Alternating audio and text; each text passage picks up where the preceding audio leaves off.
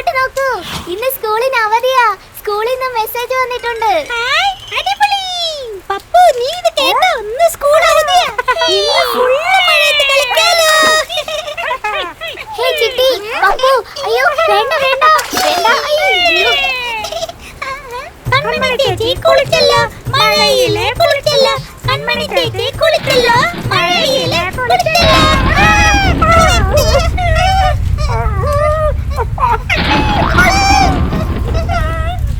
ഹേ ചിട്ടി, പപ്പു, നിങ്ങൾ എവിടെയാ? നമുക്ക് റെയിൻകോട്ട് ഇട്ട് കളിക്കാം. ഹായ്, എന്റെ പുതിയ പച്ച റെയിൻകോട്ട്. പപ്പു, നിനക്കിതാ ചുവന്ന കുട. കൺമണി ചേച്ചി, നമ്മളിപ്പോ ആദ്യം എന്താ ചെയ്യാ? നമുക്ക് ആദ്യം വെള്ളത്തിൽ ചാടാം. അത് കഴിഞ്ഞ് വഞ്ചി ഉണ്ടാക്കി കളിക്കാം. പിന്നെ മഴവില്ലും കാണാം.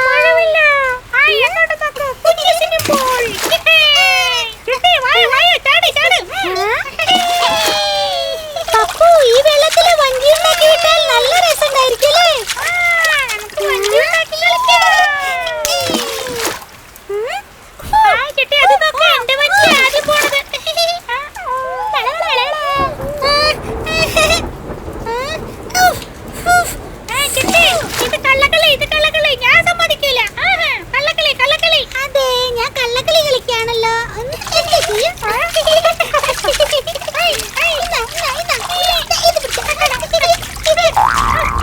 ചിട്ടി, പപ്പു, ചിട്ടി പപ്പു, ചിട്ടി പപ്പു, ചിട്ടി പപ്പു, ചിട്ടി പപ്പു. ചിട്ടി, പപ്പു, നല്ല മഴയാ. എന്നെ പോലെ ശ്രദ്ധിച്ച് നോക്കി പതുക്കെ നടന്ന്. ഞാൻ മഴയ്ക്ക് വീണതൊന്നല്ല, ഇത് വെറുതെ.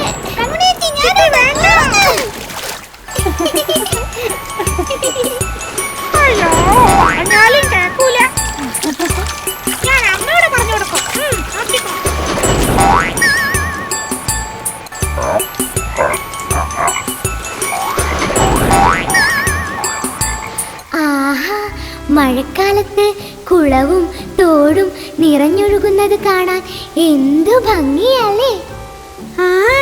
അതെ അതെ കൺമണി ചേച്ചി, എല്ലാ ചെടികളും പച്ച നിറത്തിലായി എന്ത് ഭംഗിയാ കാണാൻ. ശരി ശരി, നേരം കുറേ. അമ്മ നമ്മളെ അന്വേഷിക്കും. ഇത്ര നേരം മഴയത്ത് കളിക്കായിരുന്നു അല്ലേ?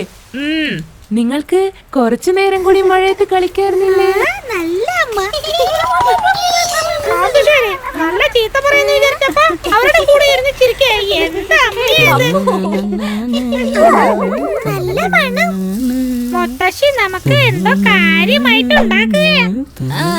കുട്ടിപ്പട്ടാളങ്ങളെല്ലാം വന്നോ?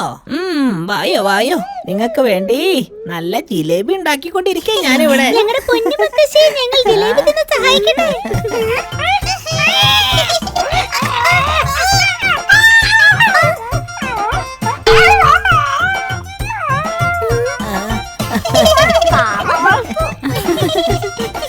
കുട്ടികളെ, എല്ലാവരും പുറത്തോട്ടൊന്ന് വന്നേ. നല്ല മഴവിലുണ്ടായിരിക്കുന്നു. എന്തു ഭംഗിയാ കാണാൻ. ഇത് കഴിഞ്ഞാലാണ് മഴവില്ലുണ്ടാകുക, അതറിയാമോ?